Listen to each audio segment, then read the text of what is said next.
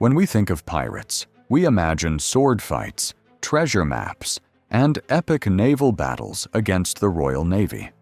But the truth is far more brutal.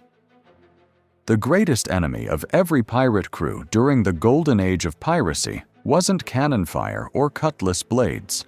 It was something invisible, relentless, and far more deadly than any warship. Starvation, disease, thirst. Between 1650 and 1730, more pirates died from malnutrition and scurvy than ever fell in battle. The real war wasn't fought on deck with pistols and steel. It was fought in the ship's hold, in the galley, and in every desperate decision about rationing food that could mean the difference between a successful raid and a crew of walking skeletons. This is the untold story of how pirates really survived at sea. Not through romance and adventure, but through brutal practicality, ingenious preservation techniques, and a constant battle against time itself. Every pirate voyage began with the same fundamental challenge. How do you feed 30 to 100 men for months at sea with no refrigeration, no fresh supplies, and limited storage space? The answer lay in two staples that would define pirate cuisine for nearly a century: hardtack and salt pork. Hardtack, or ship's biscuit as pirates called it, was a simple mixture of flour, water, and salt, baked until it became as hard as wood. These biscuits could last for years without spoiling, but eating them was an ordeal. Pirates would often soak them in rum, beer, or whatever liquid they had available, creating a mushy porridge they called skilly-gaily. "Damn these biscuits," a crew member might mutter while tapping his hardtack against the ship's rail, still listening for the telltale sound of weevil larvae moving inside. Because that was the reality. After a few weeks at sea, every piece of hardtack was infested with insects. Pirates learned to eat in the dark, or simply accepted the extra protein. Salt pork was the crew's primary source of meat. Massive barrels of pork preserved in brine that could survive tropical heat for months. But this wasn't the tender meat we know today. Salt pork was so heavily preserved that it had to be soaked in seawater for hours before cooking, and even then it remained tough, salty, and barely palatable.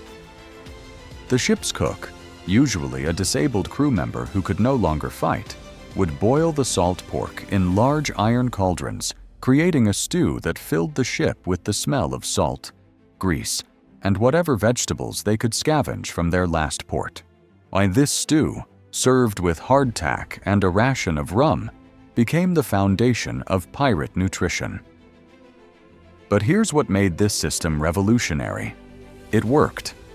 These preservation techniques allowed pirate crews to stay at sea for 3 to 4 months without resupplying, giving them the range to hunt merchant vessels across the entire Caribbean. Fresh water was more valuable than gold on a pirate ship. A crew of 50 men needed approximately 200 gallons of fresh water per week, not just for drinking, but for cooking, cleaning wounds, and diluting the rum that served as both currency and medicine. Pirates stored water in massive wooden casks in the ship's hold, but these barrels presented constant problems. Wood is porous, and in the tropical heat of the Caribbean, water would evaporate, leak, or become contaminated with algae and bacteria within weeks. The solution was both simple and ingenious: beer and rum. These alcoholic beverages lasted much longer than water and provided calories along with hydration. A typical pirate crew would carry more beer than water, rationing it carefully throughout the voyage. Water everywhere, nor any drop to drink, wasn't just poetry. It was the daily reality for pirates surrounded by undrinkable seawater. When fresh water ran low, crews would collect rainwater using sails and canvas, channeling every precious drop into their barrels. But what happened when the rains didn't come? pirates developed a desperate technique called short allowance, cutting water rations to as little as a pint per man per day. At this level, men would begin showing signs of dehydration within days: cracked lips, sunken eyes, and the telltale yellowing of the skin that marked the beginning of kidney failure. Smart captains would time their raids around water supplies, targeting merchant ships not just for gold, but for their fresh water barrels. A successful capture could mean the difference between completing a voyage and watching your crew die of thirst within sight of land. The ship's galley was the most dangerous place on a wooden vessel, an open fire surrounded by barrels of gunpowder, rum, and tar. Yet it was also the heart of survival, where raw ingredients were transformed into the calories that kept crews alive. Pirate ships used a simple but effective cooking system, a brick-lined firebox called a caboose, positioned on deck to minimize fire risk. The cook would maintain this fire from dawn to dusk, using it to boil water, cook stews, and heat the ship's daily ration of food. The smell that emanated from these galleys was unforgettable, a mixture of salt pork grease, hardtack porridge, and whatever spices the crew had plundered from their last prize. Cinnamon, nutmeg, and black pepper weren't luxuries for pirates. They were essential tools for making preserved food palatable enough to eat day after day. But the real innovation was in timing and rationing. Pirates ate twice a day, a light breakfast of hardtack and beer, and a main meal in the afternoon when the day's work was done. This schedule wasn't about convenience, it was about survival. Cooking during daylight hours meant the smoke from the galley fire was less visible to enemy ships, and eating the main meal in the afternoon gave men energy for the night watches. The cook held enormous power on a pirate ship. He controlled the food supply, decided portion sizes, and could literally determine who lived and who died during a long voyage.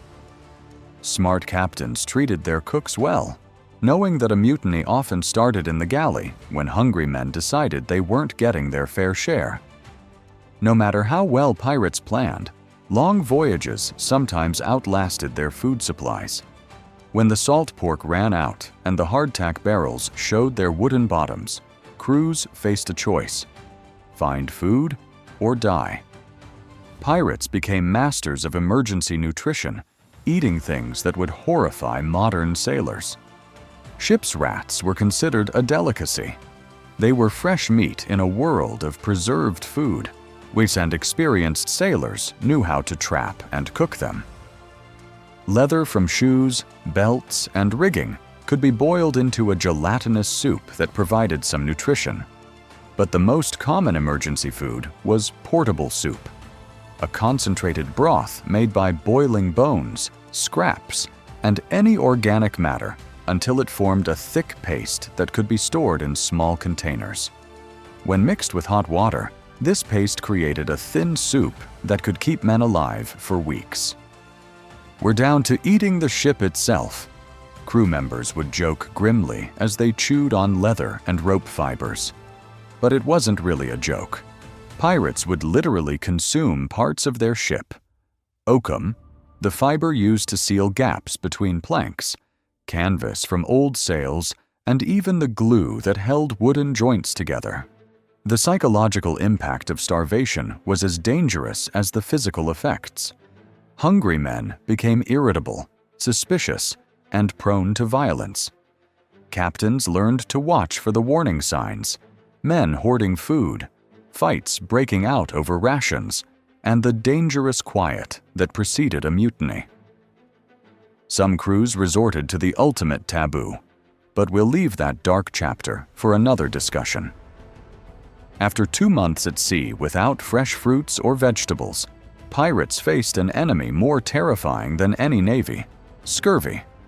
This vitamin C deficiency didn't just make men sick, it literally caused their bodies to fall apart. The first signs were subtle: fatigue, joint pain, and small spots of blood under the skin. But scurvy was progressive and merciless. Within weeks, a man's teeth would loosen and fall out. Old wounds would reopen as the body lost its ability to maintain scar tissue.